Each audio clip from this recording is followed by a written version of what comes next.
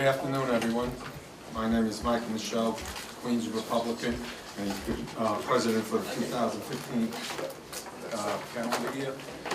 Starting on my left, Commissioners, please announce yourselves. Ron Castorina, Richmond County Republican. Good afternoon. Michael Rengino, Bronx County Republican. Simon Schuler, Kings Republican. Frederick Humane, Manhattan Republican. John Flateau, Kings County Democrat.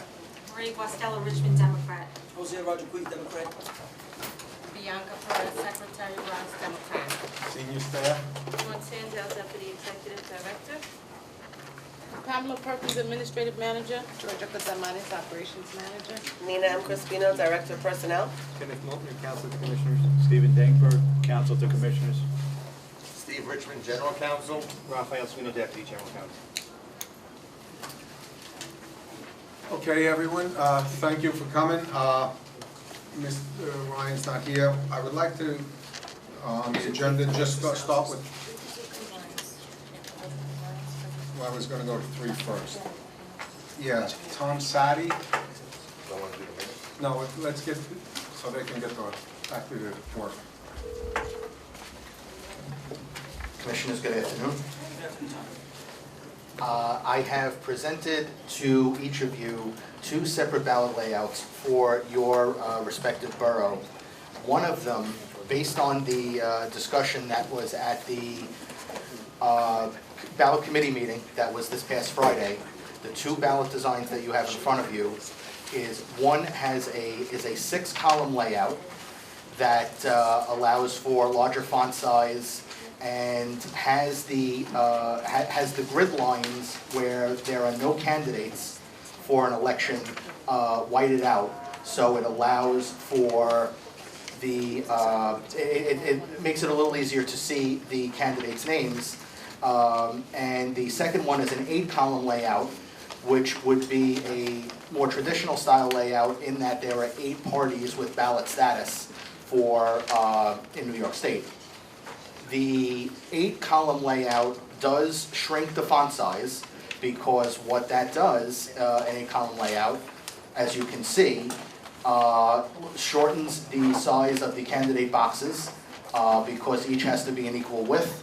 So the font size, because we have a portrait style ballot, of course, the font size is lowered in all boroughs, depending on the borough just how much, and the contests that are there.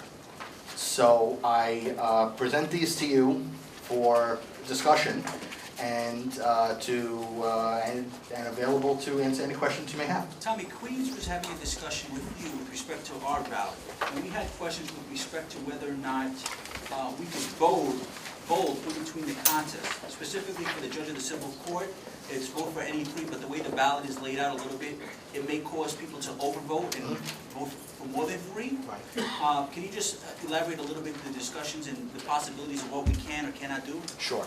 To try and be as simple as possible, the system in which we use to create the ballots does allow for that type of thing to happen. The commissioners, the board has erred in the past on the side of caution in taking a very constructionist view of the election law, in that if it does not specifically say in the law that you shall do something, then we don't do it. So since there is nothing in the election law that specifically says put these bold lines in between offices, we don't do it. I'm just going to interrupt Sure. very briefly. Sorry. No, not at all. The election law doesn't say that we can't do that, and certainly we've done certain things in the past that aren't contained exactly in the election law, by adding a finger or adding vote for 1 in a particular category. The ballot committee has met at length with you and with Mr. Naudis, and we're of the opinion that if we have the opportunity of making a broad to a bold line in between the individual races, that will make it easier for the voters. In fact, in this particular election, what's unique is that there are no cross-county races. So, for instance, on Staten Island, we have district attorney's race and we have a council member race. And so on a 14-inch ballot, we've got a whole lot of space in portrait. And so what we'd like to see is a landscape approach on Staten Island so that we can increase the font size. And let's take a look at that. Let's see if that makes it a little bit more palatable, easy to use for the voter. And we may not be able to do that in every county because there are different races going on. But this is a good time to do that. Now, last year we had discussed this, and the directive that commissioners provided to you, to your department, was to do testing in landscape. And I know that you did that, and I know that it can be done. So we'd like to see what that looks like. I think that the broad lines between races is something that we should see what it looks like. Certainly, we have a little bit of time to clear any of the legal issues with our own counsel and, of course, with the state board, Mr. McCann's office, or whomever else would be the individuals or individual who review that. And then we should take it from there. I think that's what the public has been asking for, and I think that we have an obligation to provide them with those options and to provide them with the most easy way to see exactly who they're voting for. And I would just add that also, part of the ballot committee, we had a discussion about moving up certain candidates where, for example, in Queens, the Reform Party is moving them more up where they're within the group. Right. So add that to the changes that you're going to make. Certainly, that's another situation in which the system does allow it, so we could. How long would, to make these changes, John, how long would it take you to get a sample ballot to us?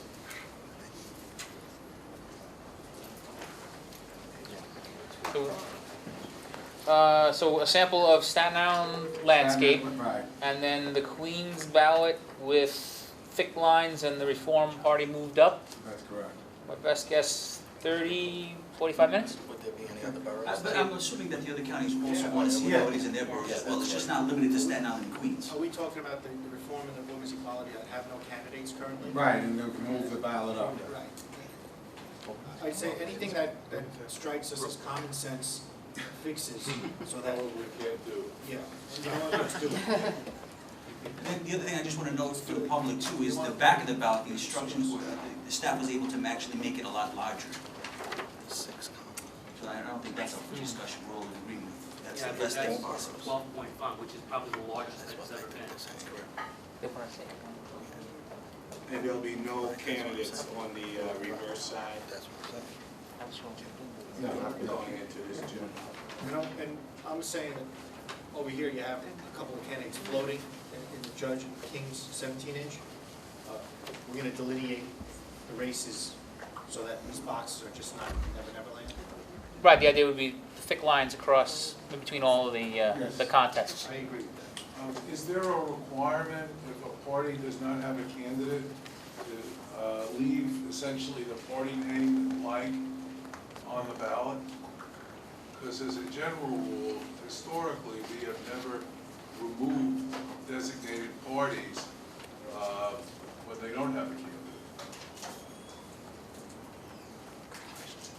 So I'm not sure what the law is What's the on point that. if you can't vote for that? I think.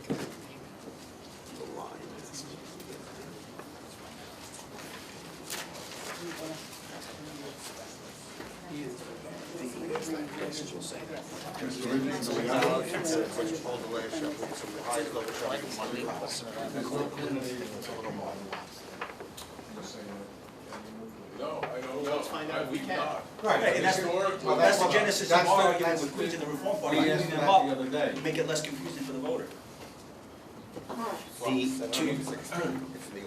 The Manhattan ballot is not as complicated as Right. Queens, but we've got, Right. this is on the 17-inch bigger version. We all got something similar. They have the WNP and the Reform Party down here, sort of floating,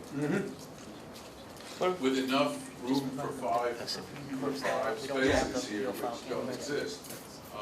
And so a compromise might be to leave one space and move all of this up, but I don't know if you need to leave 5 for that, but we could do that while keeping the reform and WP still on the ballot, just not leave 5 spaces. Except, Leave- Commissioner give Given, him I did have a one discussion with comment. John Notice as to whether or not we could do that in Queens with respect to just moving up 2 spaces, and he said there's a way, unfortunately, the system wouldn't allow that, is that correct? That is correct. The system does not allow me to shorten how many spaces in a multiple vote for. So in a vote for 5, if I give the party a space, they will get all 5 spaces. I don't have the flexibility to shrink it to 1.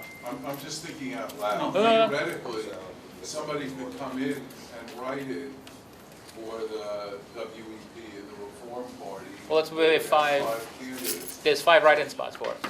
No, I understand that, that's what I'm saying, so even while there's no candidate there, I guess theoretically, somebody could write in of 5 candidates. But I just want to, before we get too far into the blank spaces, just to make sure we note, the Justice of the Supreme Court candidates on these sample ballots are not the correct candidates or even the correct parties that will have candidates. They have not been filed yet. We only stuck in the Dems and the reps as to make the contest appear on the sample ballot, but there very well may be reform and women's equality candidates when the filing dates for that happen. Commissioner, the Reform Party has filed civil court. They didn't have to do a convention. The Reform Party in Queens has filed candidates. And I'm trying to remember whether the boroughs, the Reform Party filed certificates. Let me look. Can I, if I have a second? I just want to get to a place where there's more room for actual candidates than for blank space. And then, at the same time, we're complaining that we can't do anything about the font. You know, and then we'll take criticism for it, and rightly so. So Steve, have you found anything with respect to Commissioner Gannon's question? The 7116 provides that in printing the names of candidates on the ballot, the candidate of the party receiving the greatest number of votes for governor is in column A, and then the other shall appear in descending order. But there's no candidates. We are, I think what you're saying is some parties that don't have candidates, you're taking them off the ballot. They've got, I don't think you can, they got 50,000 votes, they're entitled to What was a the ballot. first part of that statute? 7116.1. In printing the names of candidates on the ballot, the candidate or candidates of the party which polled for its candidate for the office of governor at the last preceding election for such office, the highest number of votes shall be in row or column A or 1, and the candidate of the other. It starts by saying candidates on the ballot. They don't have a candidate on the ballot. Which party? For example, the Women's Equality Party has a candidate in Brooklyn. No, right, and we're not doing anything with respect to In that. theory, if it didn't have a candidate. You've I got don't see how parties with- that section says we can't eliminate. The whole purpose of getting 50,000 votes was to give you a ballot line, and even if you don't have a candidate, to tell the voters that you're a party, you may have a candidate. It doesn't say that. Again, we have never in the past, and again, Arnold Barker, take off a party that has ballot status from the row. Candidate. They have a candidate. If they have. On the bottom half of the ballot. Which we would not do. Which was the same. The question before us is whether or not we can take them off when they have no candidate. We have to, the Republicans, I think, have to be a little more concerned about this than the Democrats, because occasionally, for instance, in New York County, we don't have candidates, that's a Republican candidate running for civil court judge. So theoretically, if we start this ball rolling, then they could take off the Republican, we could take off theoretically the Republican line completely because to that race, because we don't have a candidate. So we just have to look at the full ramifications of this before we sort of rush to judgment. And Certainly do some research. Can we make a call to the state board? yeah, I was thinking. That should take a minute. Well, part of the discussion here is you have an idea of the parameters of where we're looking for. You have The problem here. you have a week, right? So we're going to certify next week.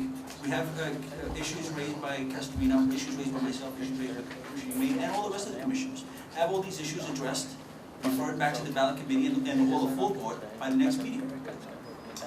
It'll give us some time to look into, Absolutely. do a little legal research. Right, and the other issue, just finally, is the alternative. If we're not going to be removing a party heading, well, what about shifting around so that the wraparound will be an empty box without a candidate, rather than a wraparound that includes a candidate? That puts them against the descending order of votes, that's clear. If you're leaving them on the ballot, it's in the order, the party receiving the highest number gets the first column or row, as the statute If they says. don't have a candidate, Then, again, Commissioner, I think you either don't put it on at all, you can't change the order. The state board has promulgated the order based on the based gubernatorial upon the vote. number of votes in the gubernatorial race. In 1 through 8, or 8 through whatever the alphabet is, depending on what we use as a designation. We use, last time I checked, column A. I think we need to do a little research and let's determine whether or not, if there is no candidate, whether or not we can do some shuffling around.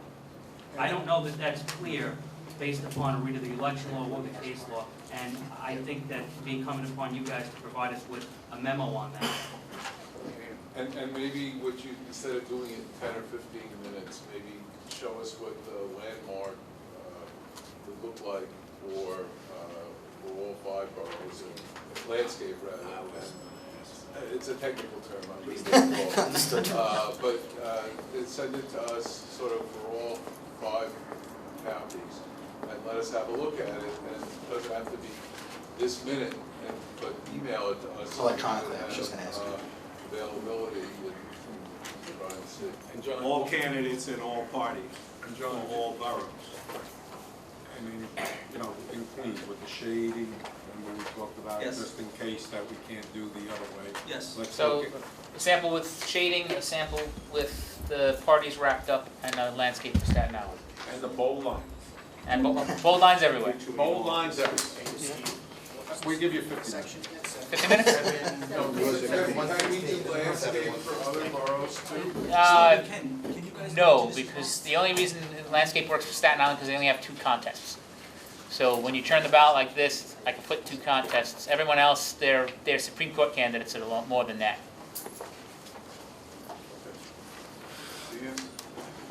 Yeah, and I think over the course of time, that's been evaluated and reevaluated, and what you gain in width, unfortunately, from the boroughs with the deeper ballot, you lose in depth from top to bottom, and it usually makes it unworkable. And then the other thing that was, a value judgment that was made, by the board in the past, and certainly we are not bound by the actions of the past, and things we should learn from things, but it had been said in the past that you don't want to kind of go back and forth in terms of the orientation, having it landlord, I'm now doing it.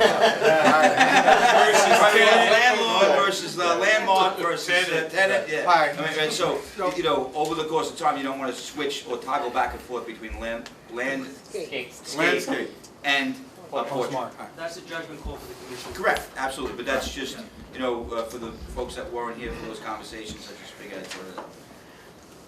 I think John and I know what to do, what the commissioner's suggestions are. As soon as it's available, it will be emailed as a group to all the commissioners, and there'll be discussions. All right, you also send copies to the Commissioners' Council and Legal Counsel over here? Because they're also doing legal research on Once the proof's created? Thank you. Yes. John, one question. The statute says that the absentee ballot shall be as nearly as practical the same as the election day ballot. So if they make the decision next Tuesday, can you still have the absentees ready for Friday to be mailed? Well, considering we're not certifying until Tuesday, we gotta wait till then anyway before we can make absentees. The short answer is yes, we're going to be ready. Okay, thank you, guys. Thank you. Okay, let's go back to the minutes. Everybody have a chance to read the minutes of 9:15? Abstain.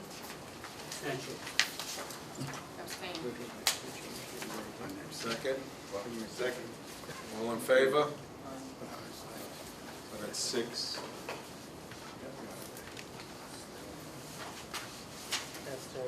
Okay, anybody would like to add anything to the executive session? I just note that Brooklyn they misspelled Commissioner Flato's name on Again? page 5. Okay, who's the recorder around here? We're gonna go out on the balcony and fix this. Especially there's no balcony. Right. Okay, minutes, with that change, accepted? Right, we have a guest speaker from the public, Gary Hopkins. Did we add a Brooklyn personnel discussion for exec? For exec, Brooklyn? All right, before the public, Michael Ryan, you want to, or you want? Yeah, okay, come on up. Oh, okay. I have a handout, a one-page handout that I would like to distribute. Would you take one and pass it?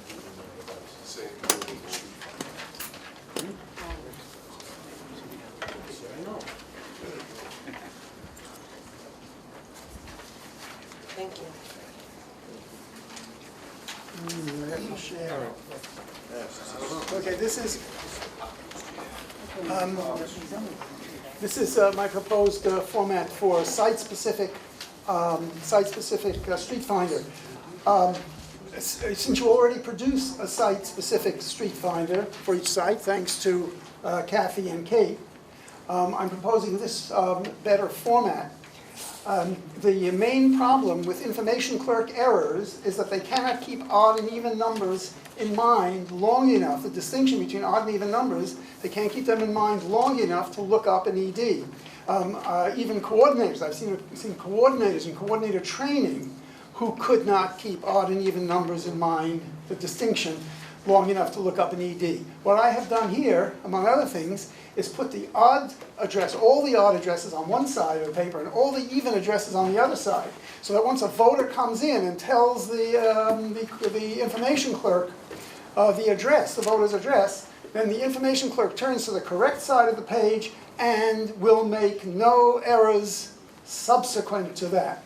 I was a coordinator at PS 321 for the last two elections. In the last election, I've been working on these formats with information clerks for years.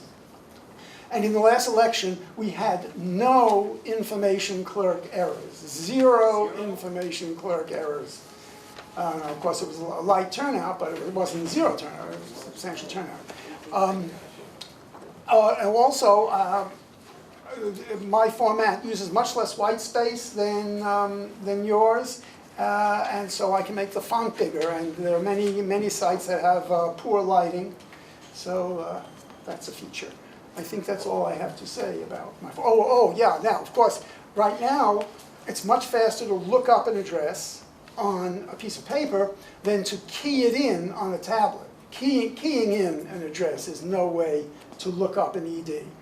Maybe the tablet technology will be improved someday, and it will be faster than looking it up on a piece of paper. But here, the addresses can be looked up in a second or 2 seconds, 2.5 seconds. Using the tablet actually has come out to be more accurate. Not more accurate than this. Mr. Popkin, thank you for your input. I think that it's really important when the public takes steps like this to help assist the board in making decisions for the future. I have a question to you with respect to why odd addresses on one side and even on the other.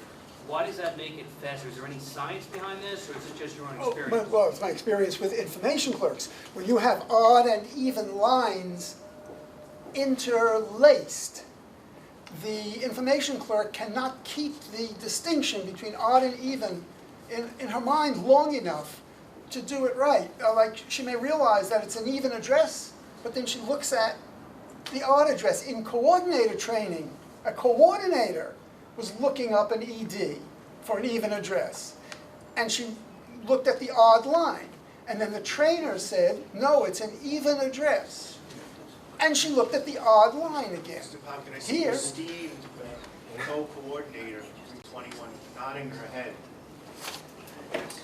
okay, I call as my witness. Catherine Gray, coordinator, P 321. Gary Popkin was co-coordinator this time. And yes, I agree with him, this system works better. The one that we get from the Board of Election is 4 pages long for the same addresses. We've got 4 pages. Did you actually use this at the last election? Yes, we had it odd and even. He separated it this time because it seemed to work better. The information clerk, the Spanish interpreter could learn to how to use this immediately. You can walk around with this in the poll site, which makes my job easier. And it replaces 4 pages.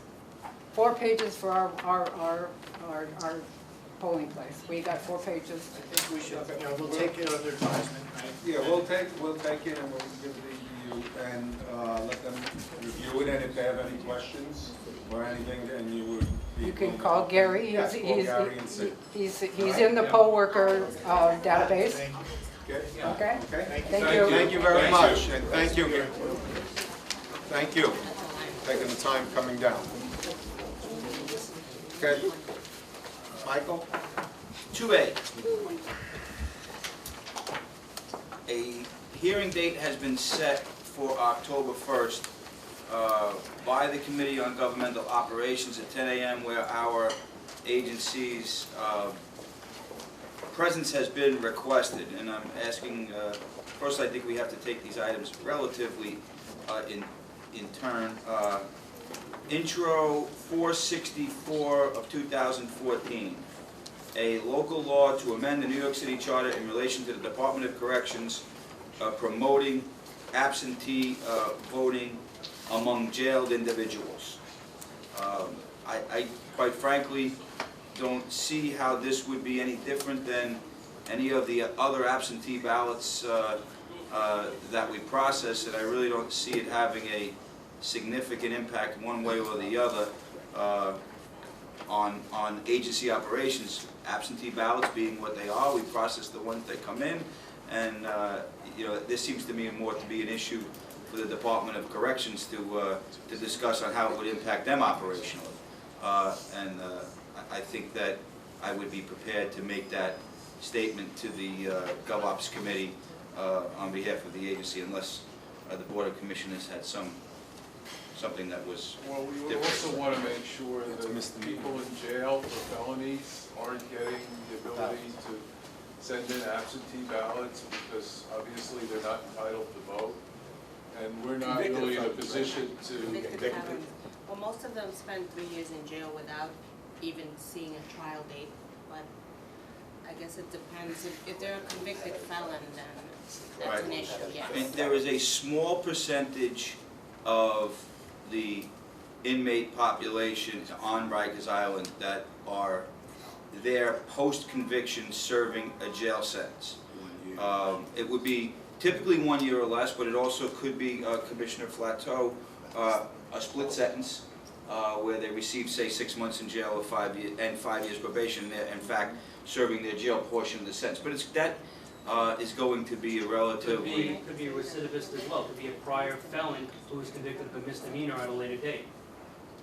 Right, but most of those prior felons that are subsequently convicted of misdemeanors have had their right to vote restored by operation of law.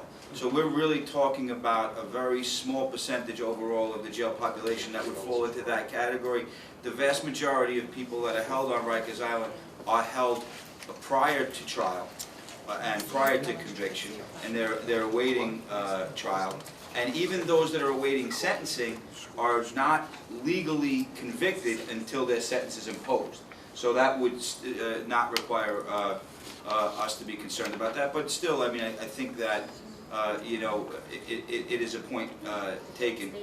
And you're going to have a small window of time, somewhere between 10 and 21 days, where the person has been convicted of the felony and is awaiting transportation to a state facility. So we're still talking about a very small percentage of the population, but it's, a portion of the population nonetheless. Yeah, could they also do petitions in jail? What else can they do in jail? Circulate petitions. They can circulate petitions? If you can get one in there, you can get it signed. I think you have the right approach. Is there a forgery? I think you have the right approach and response from the board's position. I think, yeah. Which is, we'll process whatever legitimate absentee ballots we get, and how they distribute them is going to be up to the Department of Corrections. We've been working with with the city to distribute absentee, not absentee ballots per se, but voter registration forms, etc.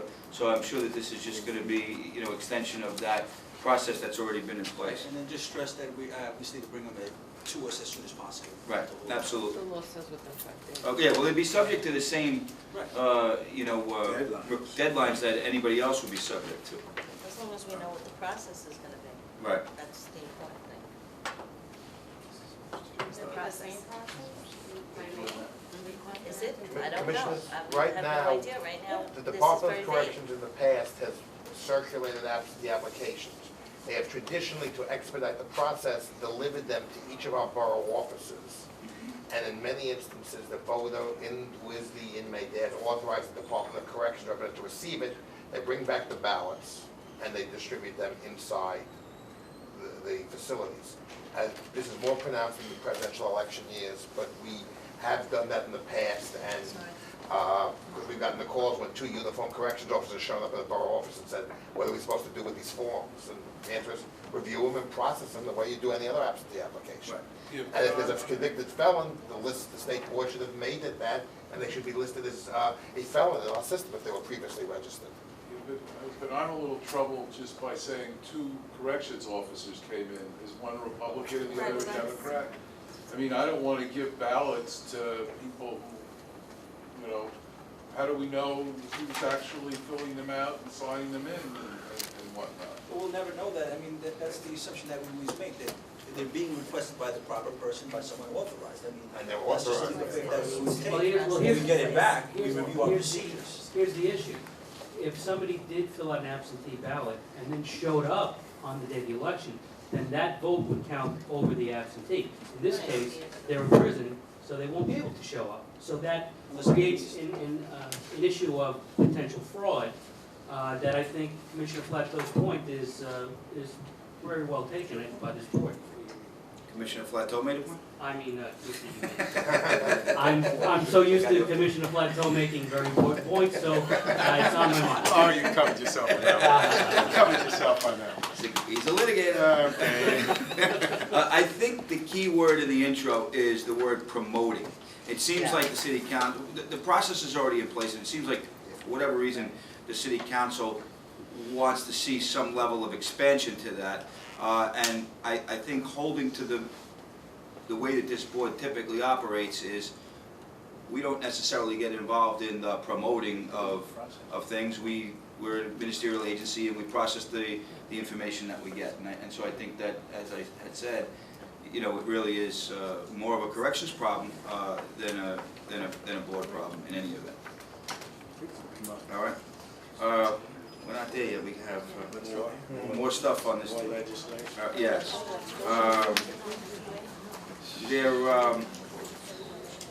They're proposing a local law, another intro, 628 of 2015, to amend the administrative code of the City of New York in relation to improving young adults' access to the voter registration materials by requiring the Department of Education of the City of New York and the Board of Elections in the City of New York to provide students with registration materials in appropriate languages and to track and report on the efficacy of distributing registration materials to students. Now, I believe that this issue, I thought this question was asked and answered last year, and it turned out to be what we're doing presently, but it seems like there is another question arising with this issue.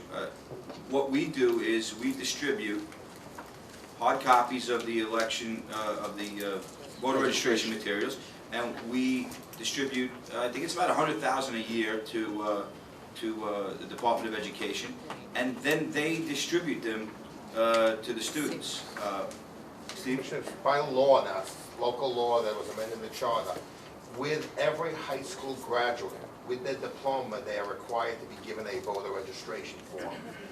But the key element is it has the generic Code 9, which is for use for all local law 29 agencies to protect the privacy. The other element here is they want us to code it geographically to identify from which area they're even coming from in terms of schools, etc. And I think the other difference is that, again, part of it is the implementation on DOE, but then this does more impact on us. Yes, no question. Sorry, Mr. Ryan, go ahead. Mr. Ryan, if I may. My concern about this particular vote is the track and report provision. It's quite Orwellian and is kind of big brotherish, if you will. And reading this law in conjunction with the other proposed law, which is 695 of 15, which I know you're going to get to, which talks about pre-registering 16 and 17-year-olds, it gives me pause and some caution here, because we have pupils that will be under the auspices and under the control, if you will, local parentheses, of these 16-year-olds.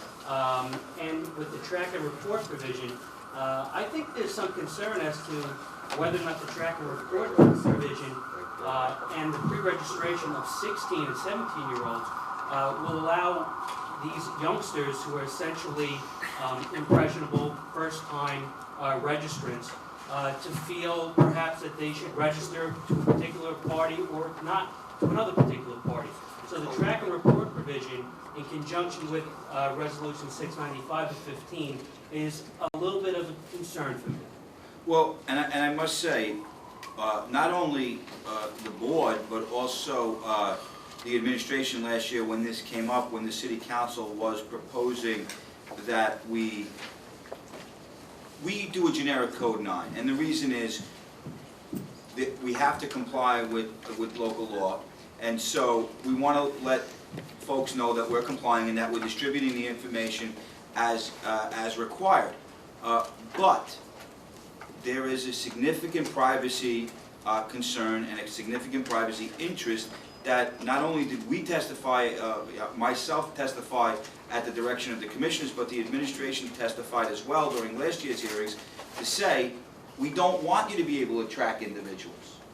Because, for example, if we did agency-specific codes, if somebody was incarcerated, as we said in DOC, that code would come back to a jail. If somebody was receiving social services or mental health services that might otherwise be embarrassing to them if it got out to the general public, we would be able to know that based on a code specific to the voter registration form. So the board has been resistant, and indeed the administration has been resistant of the city council efforts in this regard, so that we could ensure maintaining the privacy of the voters in a sacrosanct manner. And I think that it sounds to me that this provision is moving again back in that direction, trying to swing the pendulum back to that direction. I don't think the fact that these are students and there are more of them necessarily has a sway one way or the other on the privacy matter. I think that the more information that we include on the voter registration forms that seems to trace it back to a point of origin, I don't think that's something that we should be engaging in. I actually would think that instead of increasing registrations, it will decrease registrations, because if somebody knows that they're going to be tracked or think they're going to be tracked, why register? Right. Commissioners, under the state motor voter law, the state board assigned anonymous confidential codes to the agencies. The only people who know about that is the state board, because we know when we get forms received late, we gotta go to the state board and say, this was the code number, you better yell at them because we didn't get it timely. They do not share that information, and the whole intent was not to create a stigma to say that you registered because you applied for social services, or you read, and not to mention some of the other issues, as the administration board, that may violate HIPAA. If you're getting mental health or health services, that's supposed to be private. You're not supposed to know that you're in a city hospital. Right. I don't have it's so much of an issue with the high school, believe it or not, the geographic school being coded. Because let's say you have a school district and it's like 200 kids are registered, and then you have another district, there's 5 kids registered. Maybe then we need to do some voter outreach in that district, in that area. So I don't think that's such a bad thing. But as I previously testified, consistent with the prior rulings of this board, and as we know, rulings can change, I, from an administrative perspective, do not like the push to be put into a position of policing a mayoral or a quasi-mayoral agency. the schools have the ability to track their data now on their own. They don't need us to do it, and they don't need us to police them. So if we provide them with 5,000 applications for that school and they hand out 4,200, they can report that back. Right? I mean, we don't need to be in the middle of that policing, and I'd prefer not to be there. But clearly, if it's put to a vote, I'll follow whatever the commissioners say to do. That's a good point. I was going to ask the question, why wouldn't or couldn't DOE itself track its internal distribution of its form? Commissioner's concern it wasn't distribution, it was in effect the response. And that was the same reason that they initially and pushed. response. Well, no, but because again, Commissioner, if you give them the form, it's a postage paid form. If the kid takes it home, fills it out, and drops it in the mailbox, the school may or may not know about it if they don't tell them.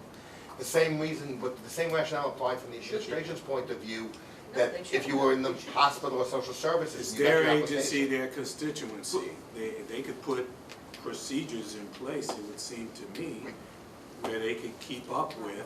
But it's their problem. Right, exactly, and I think that's what Commissioner Flato was saying. Right. And on top of that, To manage distribution and intake and keep their statistics, at least raise that at the hearing. and on top of that, I don't think it should be, within the province of a school administrator to hover over somebody while they're, to try to like more or less demand that they fill the form out and give it back to them. You provide somebody with the opportunity to register. They then must avail themselves of that opportunity to register and make the choices, whatever party they want to register in or not register in, that's up to the individual. And I think it starts to approach a place where, where I don't want to find myself. I work in a school and we give it out to all the seniors, we give out a voter registration. I don't know how many filled out, we give each one of them, explain it, and then I don't know how many register and how many don't. Right. So we don't keep track of it. I went to Catholic school, you had to hand them back. But I don't know if that's the right way to do it. Some are different, right? Go over there and fill it out and then give it back to us. Okay, whatever you want, Father, here you go.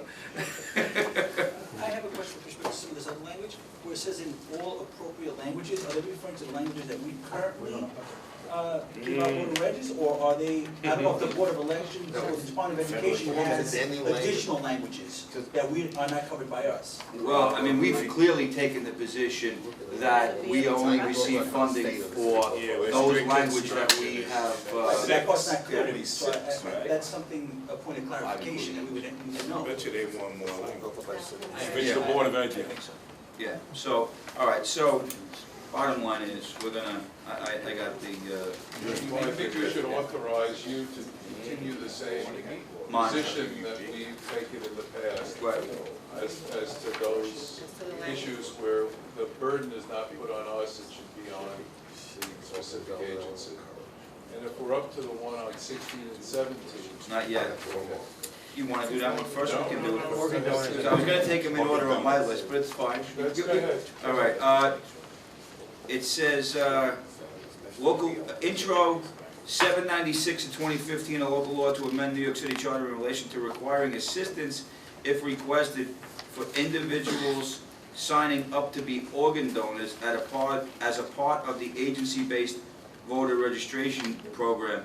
Now, again, I think that that's something that we punt on and say that that's, an agency issue. They can give whatever assistance they deem appropriate within their rules, and I don't know that we should necessarily get involved. There's already an option on the latest voter registration form that anybody can opt in or out in terms of. Commissioner, I think here that direction that the agency can provide assistance specifically for that, I think Mr. Ryan said, this doesn't relate to us. Our view is that we get the form processed, after we process it, we pass it on to the state health department for the organ donor registry. And just to be clear, not anybody can do it. I'm on the permanently banned organ donation as a melanoma survivor, so I'm feeling discriminated against right now, but it's okay.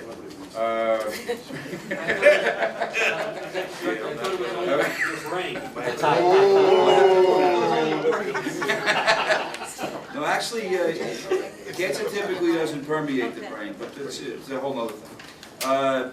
Resolution 695 of 2015, also known as the Humane Resolution, calling upon New York State Legislature to pass and the governor to sign A 2529 S 857, allowing 16 and 17-year-olds to pre-register to vote. Well, I was just going to say that it seems to me that I could see perhaps 17-year-olds, but 16-year-olds, you're going to have an expectation if you file a registration form, geez, I've registered to vote, I should be able to do it, I should be able to go to vote. So you're going to wind up people going, either doing affidavit ballots because they're not going to be in the book because they're not old enough, and their vote not counting, And the reality is, though, Commissioner, this is the city council looking to pass a resolution to urge the state legislature to do something. Right. Yeah. Again, I don't know that this is, if it becomes state law, then it'll be state law. I think there's other forums to have those conversations. And not 16. right, not 16. Not 16. Right. 16 is still a The calendar year, when you turn 18, you should be registered. In other words, if your birthday is in January, you can't register before. You know, when you go to vote, you're gonna be. You have to be ready to be the election. 6-year-olds are gonna So- register by the time they do.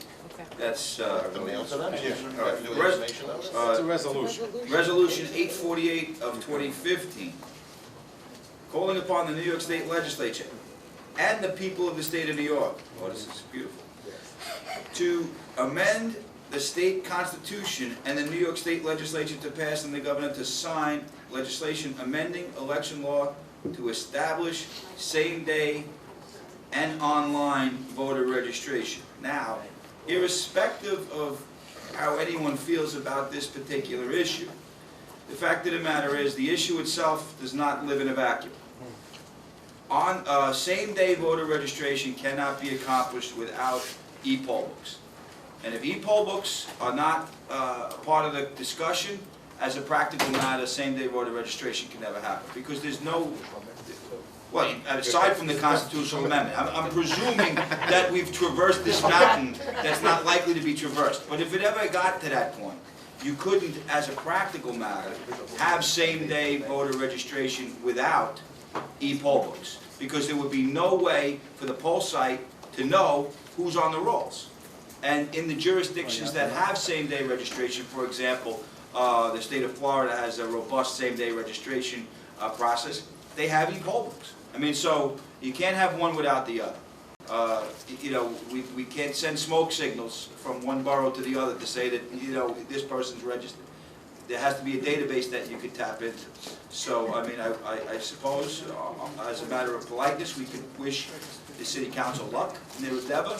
But I don't know, other than to say, as a practical matter, there's difficulties, extreme difficulties with implementation if there's not going to be a comprehensive, across-the-board addressing of all concerned issues with the state legislature. Just to be fair, not to blindside the city council later on if we happen to get called to another, before another group, either the Assembly or the Senate, to testify on a similar issue. I think we should at least, as a matter of common professional courtesy, let them know that there are other issues aside from the constitutional amendment. And that's that. That's it? Well, for could those I- things. Sure. Pat, has anyone heard about Intro 420, which calls for giving permanent residents the right to vote in New York City municipal elections? Have you heard that one? I've heard about it, but we haven't been formally asked for, I don't Has think this we've board been, ever taken a position on that issue? I don't think we've been, I could double check with the minutes, but I don't think we've been asked by the city council to give a position one way or the other. I'm just thinking that might come up at that hearing. Right. FYI. Right, okay. You want to address the online voter registration? We did. Oh, we did? Oh, I thought he did same day. Well, it's all kind of part of the same rubric. Well, no, that's slightly different in that you don't necessarily have to vote same day if you're registering online. Right, but what I'm saying is, they're asking for a constitutional amendment. Right now, with the online voter registration, the barrier to that presently is the wet signature. Right now, there is only one agency that we are authorized to accept an electronic facsimile, if you will, of a signature, and that's the DMV. Every other agency, we're required to get somebody an actual ink signature. Now, what we've done, and has been widely discussed, is we've doing as much as we can without the wet signature. So you can go onto the website, and it's part of the process. You can do all your data entry.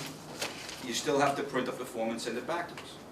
Now, what that will do for us is it will help us not have to do redundant data entry, but it doesn't change our process. And I think that in terms of the online voter registration, and the point that I've stressed, we stressed it actually when Commissioner Flateau and I, we attended a meeting, and I forget who else was there, over at the comptroller's office. This issue, the advisor, this came up. I think there's a knee-jerk reaction sometimes to think that online voter registration means automatic registration, which it doesn't. It doesn't mean it when we get it from the DMV. It doesn't mean it if we did it ourselves. We still go through our bipartisan review to make sure that the people that are providing information within the limitations of our ability to determine who they are under state law, we do it. And they don't get added to the voter rolls unless there's bipartisan agreement. So we get a queue, even those ones that we process with the electronic signature from DMV, we get a queue that the borough offices review, and if there are rejections, that people get, there's missing information. The same reason that you would potentially get a rejection on a handwritten submitted form, you'll get the same rejection information if there's a reason if you submit it electronically. So it has some benefits to it, but others have to have those conversations, and we have elected officials for a reason, and they need to debate these issues if they see fit, and if and when they change the state law, they'll let us know, and then we'll take it from there. All right. So need a motion for us to prepare testimony in line with the instructions from the commissioners. So moved. Second. All in favor? Aye. All opposed? All right. B, combines for the, I don't know why, it's combines. I want to say combines whenever I talk about it. Combines for the November 3rd, 2015 general election. Again, we're just seeking authorization where permissible to combine so that we don't, we can deploy less equipment where possible, given the election, in line with what we just did for the September primary. So moved. Second. All in favor? Aye. All opposed? Okay. I have a question. Are there any more mail notices going out to the voters in regards to the general special election? Not Either unless. from here or CFB or anywhere? Oh, CFB will send out, the Campaign Citywide. Finance Board sends out their notices with respect to, they actually prepare something that describes the candidates. Yeah, it's a whole and package. says what their positions are and gives. That's going out to all the voters between now Yeah. and the general? And and it's available online as well. We don't have any role in that other than to. Special elections to city council are Right. mandated by charter to mail to those two districts. Right, well, yeah, I was going to get to that, right? So other than changes to poll sites, if that should happen for some reason, and then we have the special elections, which are both of them Queens? Queens? And Staten Island? No, but are both of them nonpartisan affairs? No, one is One is partisan and one is nonpartisan. nonpartisan. But both are special elections proclaimed by the mayor. So we have a special in Queens for city council and a special in Staten Island for city council, and the voters in those districts will have to get a mailing as well. From us. From us, yes, notifying that, that there is a special election. Are we working on any more poll site changes between now and the general that we're gonna need to notify the voters about, or are we done with that process? At least between now and No, it then, could be except fast. for an emergency. Right, that would be the only ones now. Right. So we're done, just a more moving Right. polling place. All surveys are done that make that site inaccessible?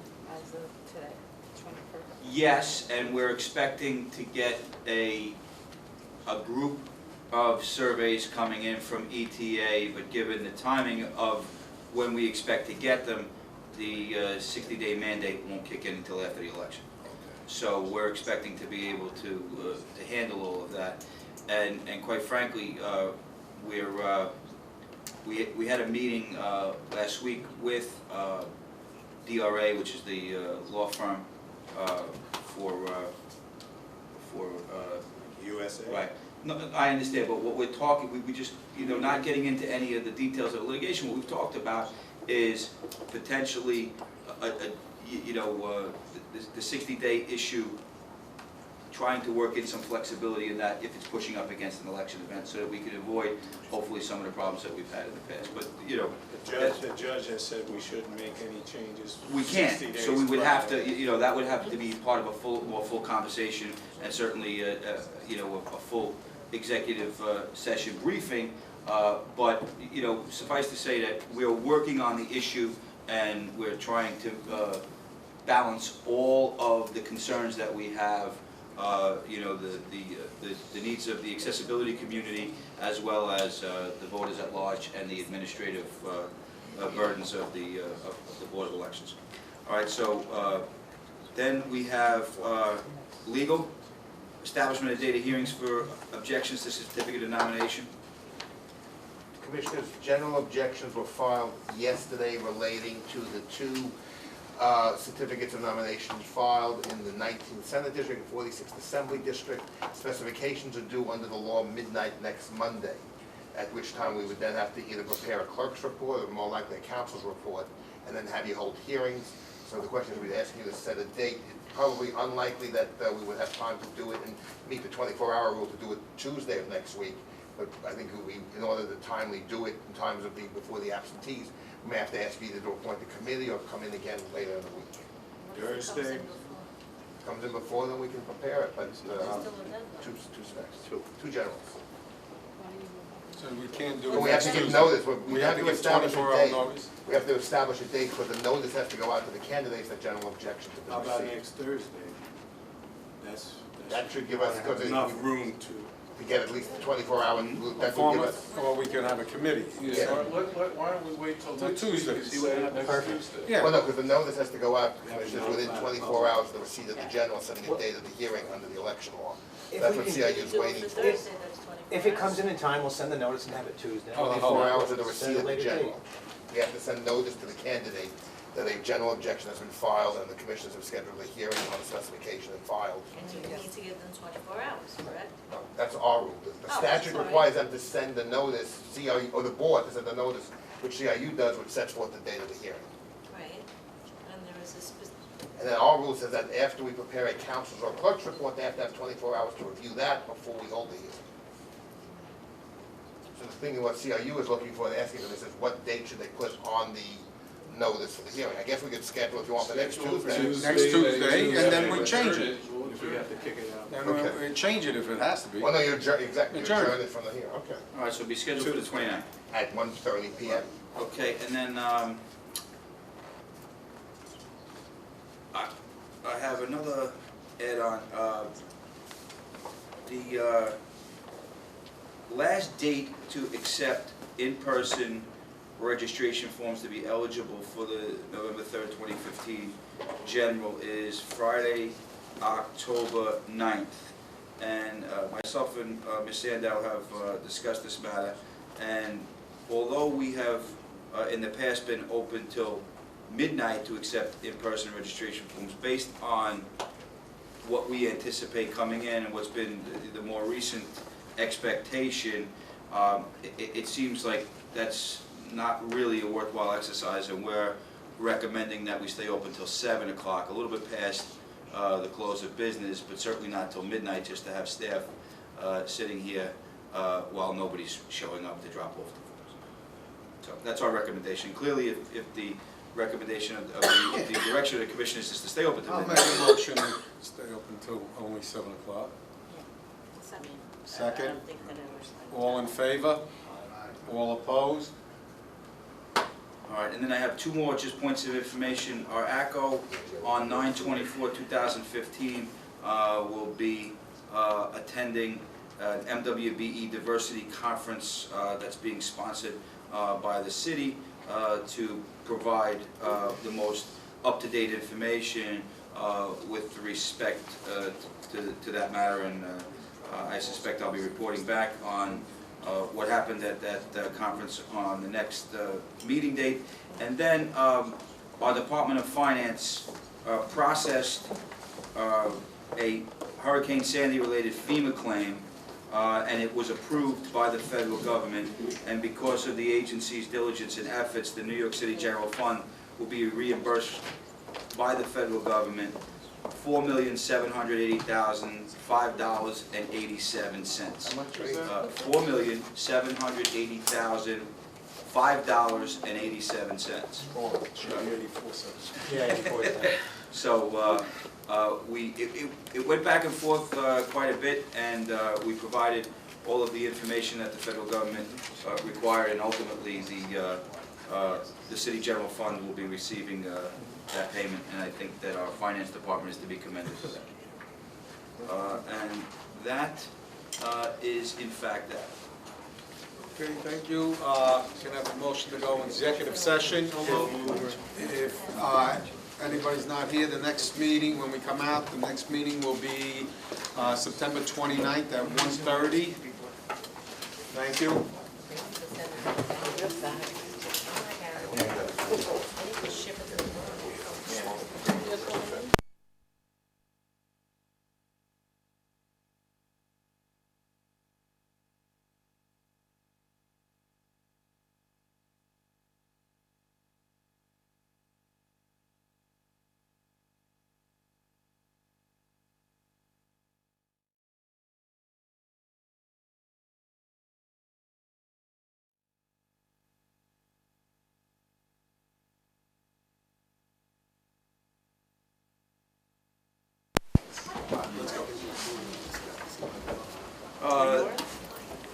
There were two matters in executive session that reached resolution. Sloan versus the Board of Elections.